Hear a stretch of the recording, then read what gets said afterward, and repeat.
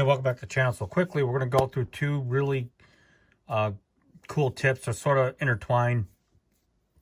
And I'm going to preface this to say that I always recommend using the MPC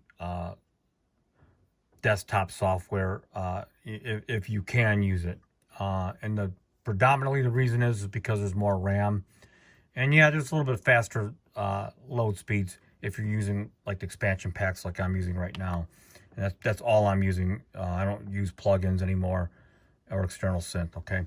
So what I'm going to show you is two things.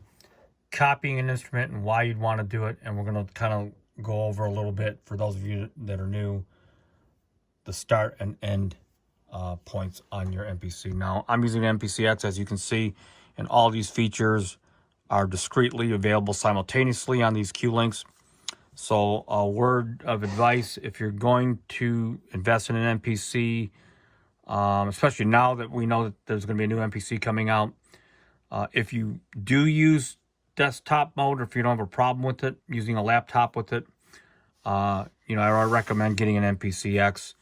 You can get them used for about $1,100 to $1,400.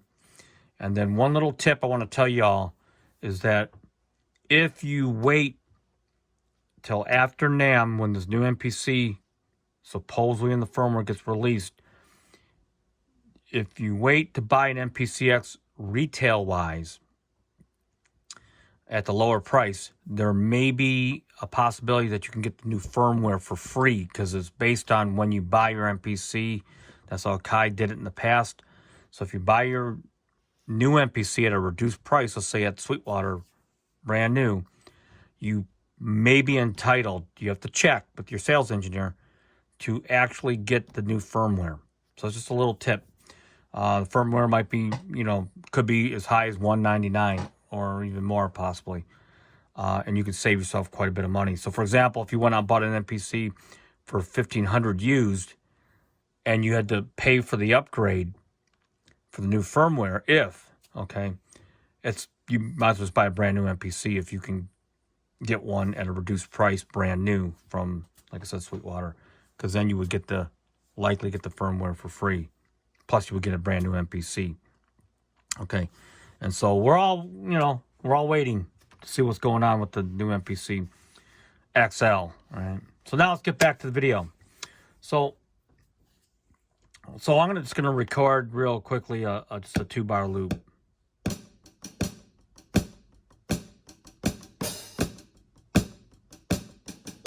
Okay.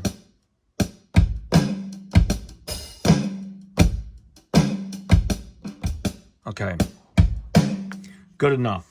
So I'm just going to just do that, and I'm going to change the tempo a little bit.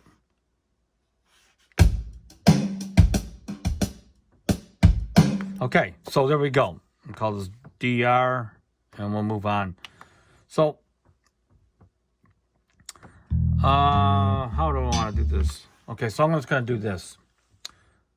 Quarter bass real quickly. Go up here and we'll rename it BS, and we go. Put a bass sound.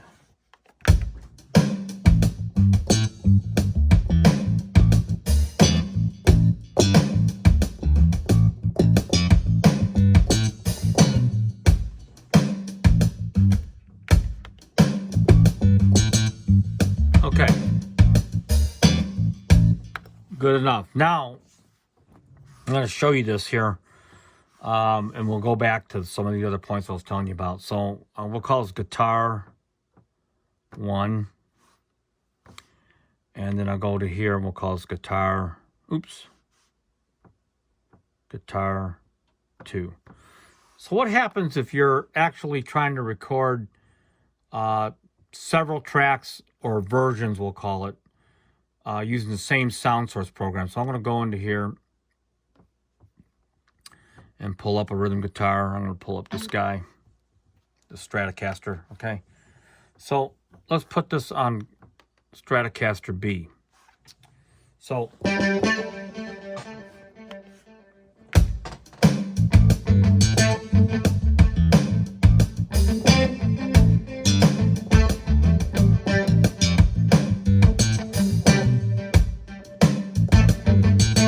Okay, so we got this little rhythm part, but let's say you wanted to do like a version B, or even do an overdub, for that matter, right?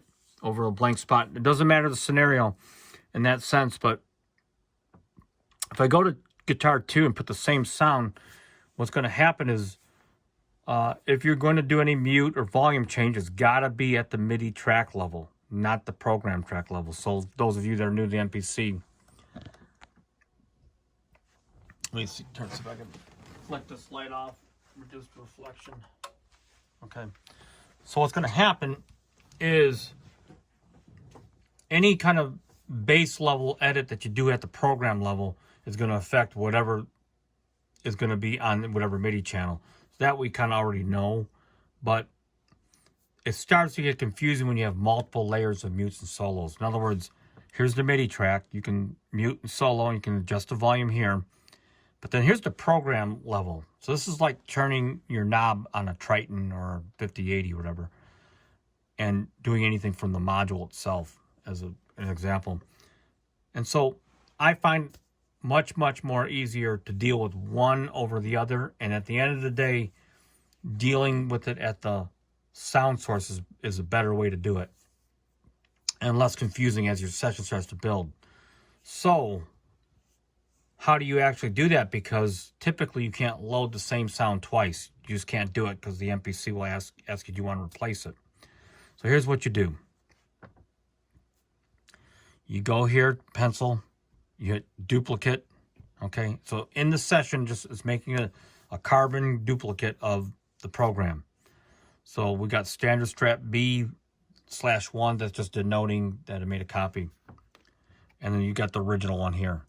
So for what this is going to allow you to do, and I'll kind of show you in this view here so you can see. If I adjust the volume level of the actual, like I said, of the sound source, like I said, it's like turning your knob down on your motif or Triton. And I go to track 2 with this cloned copy in the session. See how that's doing that? Right? So if I turn that down, look, that same sound is where I left it, because that's the original sound source as it is here. So now you only have to deal with mute and solo at the program level. I love it. Okay. So incidentally, these mutes and solos also, okay, see they are separate too. So now, so let's go to a second track on the guitar. So I'm going to go to guitar 1, and I'm just going to turn the volume down. I'm not even going to mute it. And I'm going to go to the second track.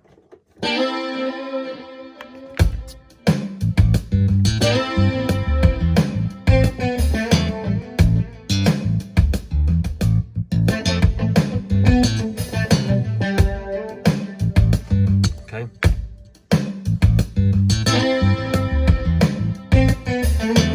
So even for an overdub, for example, will still work out fairly more simple and less complex. Okay. So here's an example of wanting to do, of making copies, just so much easier. Now, if I'm in here, and I'll call this DR2, all right, and I'm gonna make this superior. Let's see. So here's the original drum program. Okay, on track 1. Track 2, same thing with drums. If I go into here, if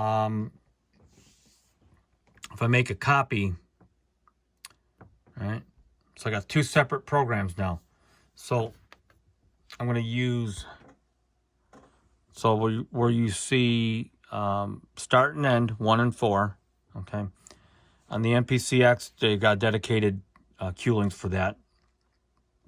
All right, so 1 and 4. So I'm just going to go and shrink that to bar 4. And all I'm going to do is just...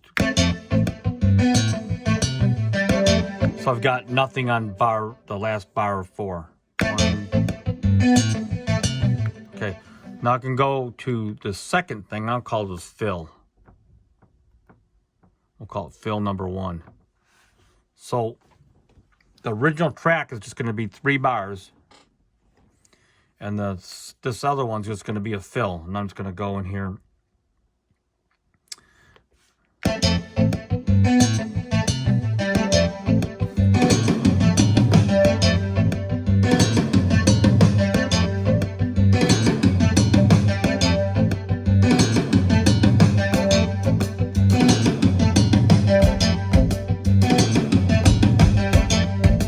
So if we go into here, bar 3, you can hear it.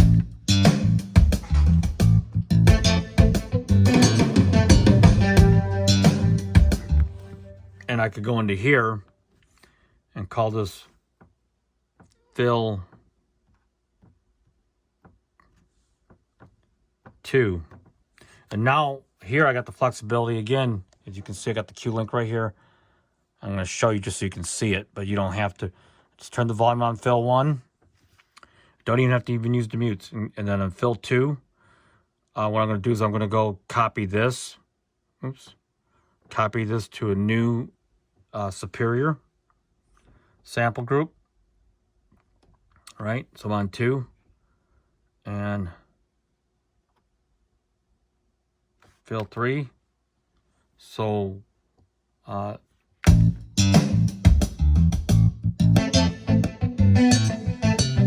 going to do another fill on here. Something.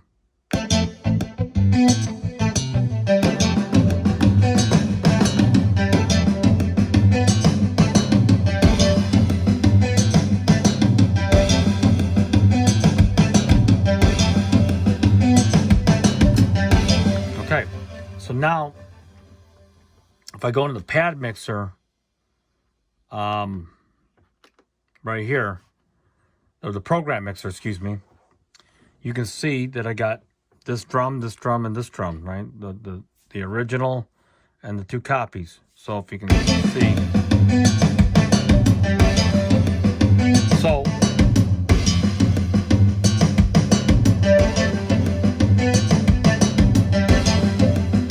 we're going to here.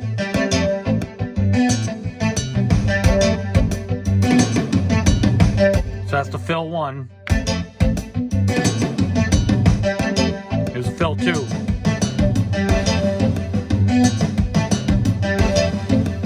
And what works great is for overdubbing. So if you got a keyboard part and you want to do an overdub, but you might want to do it on another track, you can do the same thing, and then you can just blend it in and change that overdub. So let's just do it like this. On track 9. Let's see, we'll do right here. We'll call those keys. And we'll just browse. I'll just take like a MKS style piano. So right here, and I'm just going to record. Okay, we're going to go into track 1.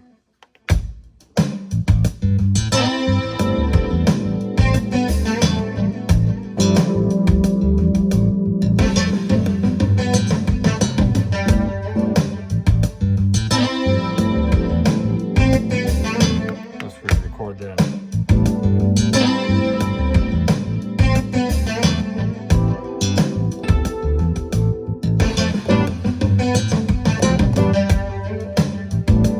Okay, now if I go to here and call this overdub, KYOD, and again I can go in here and I just hit the pencil and hit duplicate, and so now I can go in here freely and do an overdub, pitch bend, whatever I want to do, and it's not going to affect the other track.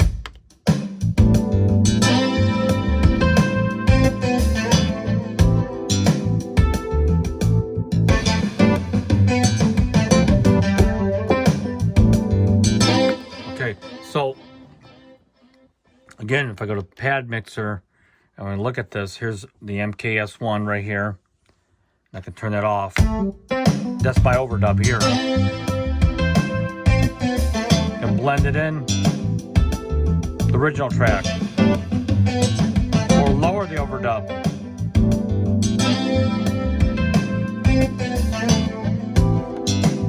Okay, so that's an example of using the copy, and of course using using your start and end, which I really recommend using those. It just is a quicker way to dial in what you need to do, whether it's a drum fill or an overdub. And another example would be if I were to copy this twice, and we'll look at it from this standpoint here. And I'm just going to go and zoom it so you can see it on the screen. This is a 16 bar measure, whether it's 100 bars or 16. And look, you can just go in and zoom in and get to that part you need.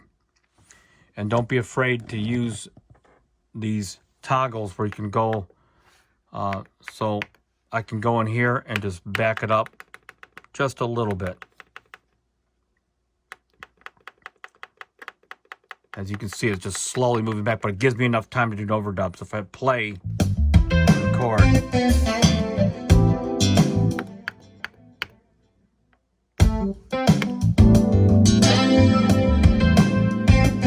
it just gives you enough time to get in there. So it's kind of like almost like a manual punch-in, but not really. So any questions or comments, or if you're interested in any of the sounds, 46 packs and counting of all key group instruments. No loops, they're all key group instruments and drum programs. Just send me an email, and until next time, peace out.